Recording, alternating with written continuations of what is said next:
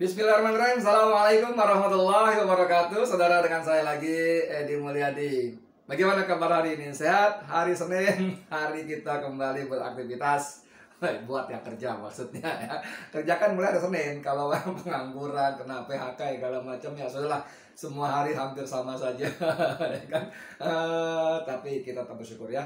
Kita bersyukur bahwa apapun yang terjadi itu adalah yang terjadi pada kita ya, pada keluarga kita, itu adalah pilihan terbaik Allah untuk kita. Yang kadang bahkan sering sekali kita tidak memahami hikmah hikmah di balik besar Allah, yang kadang-kadang kita, kenapa begini, kenapa berat, kenapa susah gitu ya.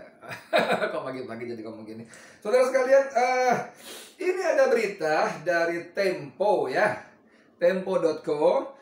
Kabareskrim akan kembalikan aduan ICW soal Firly Bahuri. Woi, aduh, mana ini kok banyak kan iklan ya. Kabareskrim akan kembalikan aduan ICW soal Firly Bahuri ke Dewas PKPK. Dewas itu Dewan Pengawas. Oke, seperti apa sih? Oke, kita bacakan berita ini, berita hari Jumat sebetulnya ya, tapi nggak apa-apa, belum terlalu tua, tetap masih relevan. Kepala Badan Reserse Kriminal Polri Komisaris Jenderal Agus Andrianto akan mengembalikan aduan Indonesia Corruption Watch (ICW) terhadap Firly Bahuri kepada Dewan Pengawas Komisi Pemberantasan Korupsi atau KPK.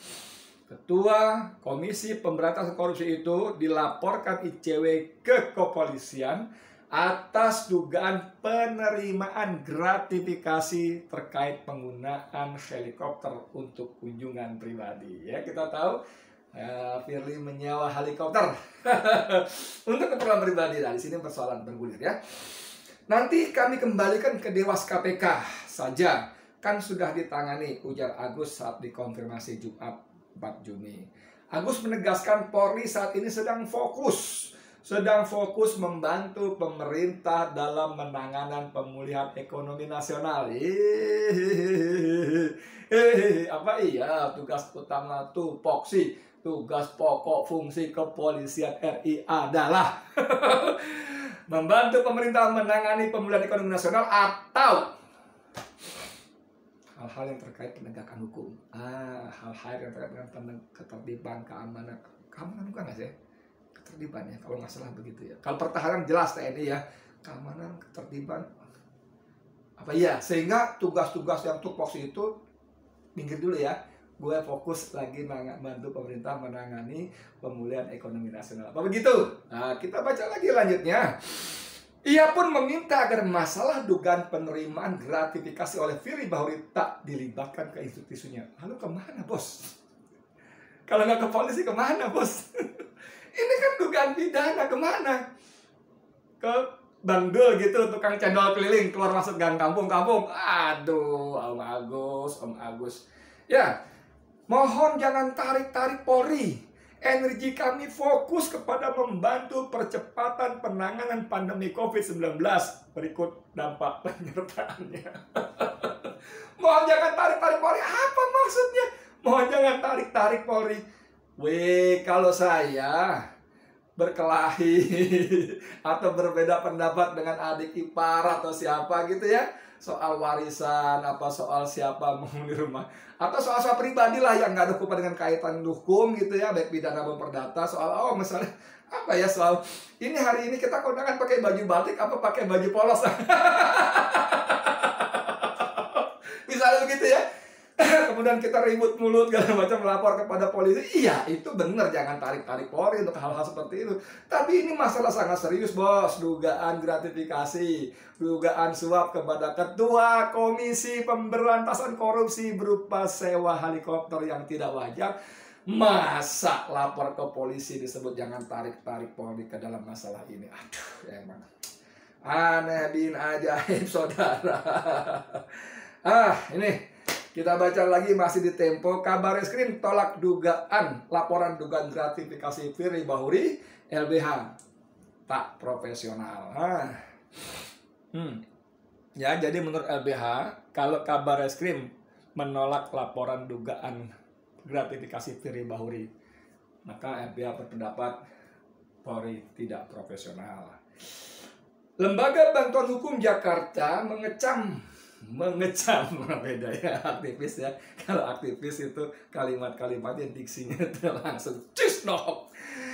Lembaga Bantuan Hukum Jakarta mengecam pernyataan Kepala Badan Reserse Kriminal Polri Komisaris Jenderal Agus Andrianto terhadap laporan Indonesia Corruption Watch.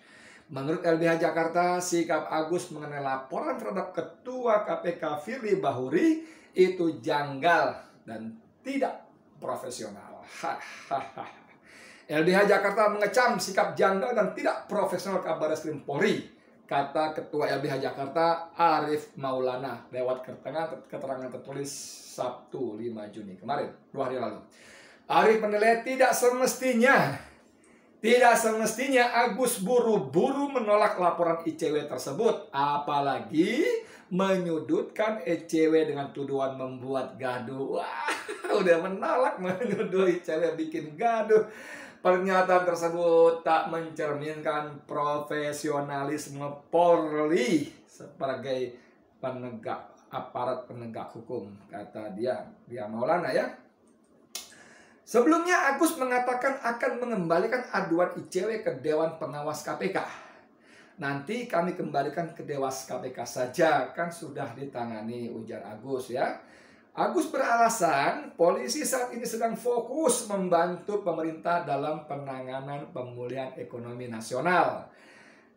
Ia pun meminta agar masalah dugaan penerimaan gratifikasi oleh Firly Bahuri tak dilibatkan ke institusinya. Pas ini soal gratifikasi. Gratifikasi yang diduga melibatkan Ketua KPK, sebuah lembaga khusus ad hoc super body yang dulu menjadi harapan bangsa rakyat Indonesia untuk menghabisi para koruptor tindak korupsinya yang merugikan rakyat dan bangsa Indonesia. Hari ini ada dugaan gratifikasi dan dilaporkan ke polisi. Tapi Kabareskrim Agus mengatakan jangan seret-seret Polri. Aduh, ICW sebelumnya menemukan ada perbedaan harga sewa helikopter antara apa yang dilaporkan Firly pada Dewan Pengawas KPK dengan yang sebenarnya. Apa katanya? Peneliti ICW Wana Alamsyah mengatakan Firly menyebut harga sewa helikopter adalah 7 juta per jam, belum termasuk pajak. Tapi kami mendapat informasi lain bahwa harga sewa per jam sekitar $2.750 atau sekitar 39 juta. Firly mengatakan dia bayar sewa helikopter 7 juta per jam, tapi temuan ICW mengatakan harga sewanya adalah 39 juta per jam. Ketika kami selisihkan harga, ada 141 juta yang diduga merupakan penerimaan gratifikasi atau diskon, ucap dia di gedung Barreskrim Polri waktu melaporkan. Ada selisih bos, 141 juta. Lebih lanjut, Wana menyebutkan perusahaan penyedia helikopter adalah PT Air Pacific Utama. Siapa ini? Di mana salah satu komisarisnya pernah menjadi saksi di kasus dugaan suap pengurusan izin proyek Meikarta. Meikarta siapa? Lipo. Jadi perusahaan pemilik penyewaan helikopter ini, komisarisnya adalah salah satunya yang pernah menjadi saksi dalam kasus penyuapan proyek Meikarta. Menurut Wana, apa yang dilakukan Firly Bahuri memenuhi unsur pasal 12 huruf B Undang-Undang Nomor 3199 Undang-Undang Nomor 20 tahun 2001. Inilah susahnya, saudara. Susahnya kalau ketua KPK, lembaga independen, lembaga yang menjadi amanat konstitusi, lembaga menjadi amanat reformasi untuk memberangus korupsi dan koruptornya, dipimpin oleh seorang jenderal bintang 3 aktif. Jenderal polisi bintang 3 aktif.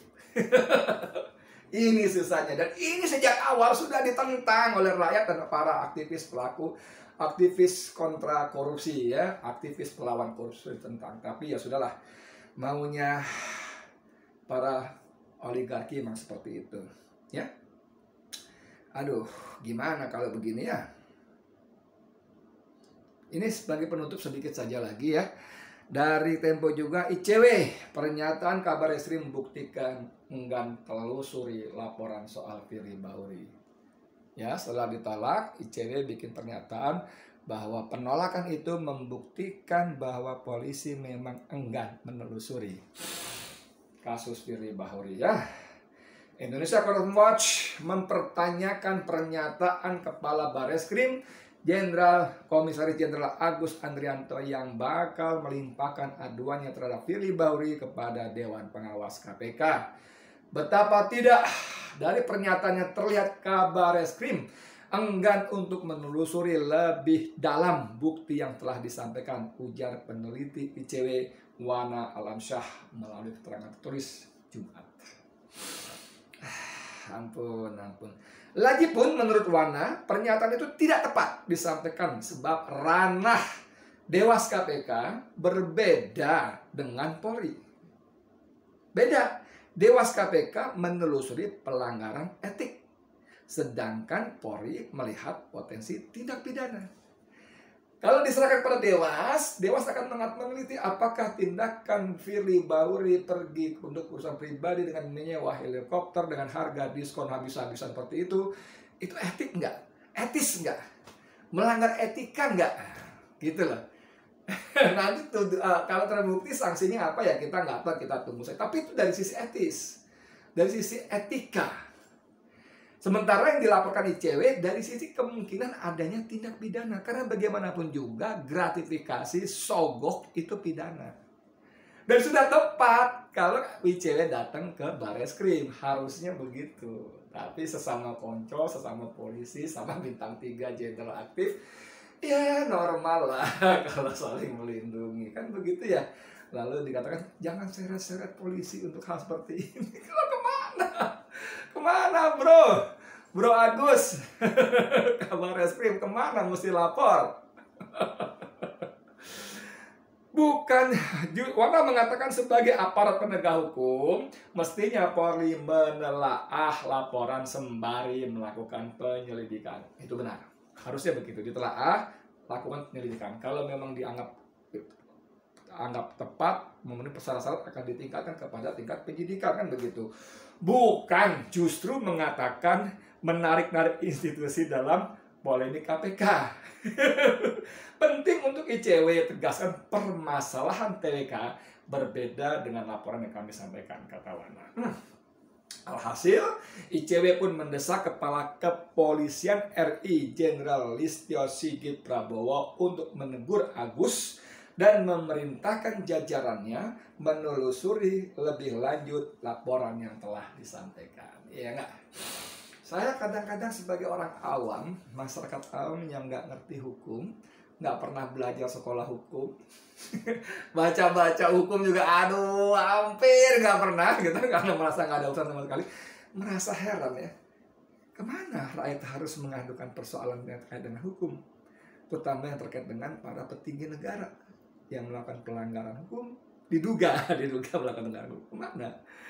Aduh, kalau melaporkan tindakan pidana pada kasus gratifikasi seorang Firly Bahuri, Jenderal Polisi Bintang 3 aktif yang menjadi Ketua KPK, lalu disebut oleh Kabar Eskrim Agus tadi menyeret-nyeret Polri kepada polemik KPK, ya gimana? Wes, boh, karepmu. Tapi sekali lagi membuktikan, saudara, membuktikan bahwa masih kuat yang namanya konflik kepentingan ya. Masih kuat konflik kepentingan, korps sama sesama institusi, alumni, apapun namanya lah, sehingga keadilan yang sesungguhnya seharusnya ditegakkan menjadi dasar pijak bagi setiap aparat penegak hukum pun terbang entah kemana. Anda masih berharap ada keadilan di negeri ini?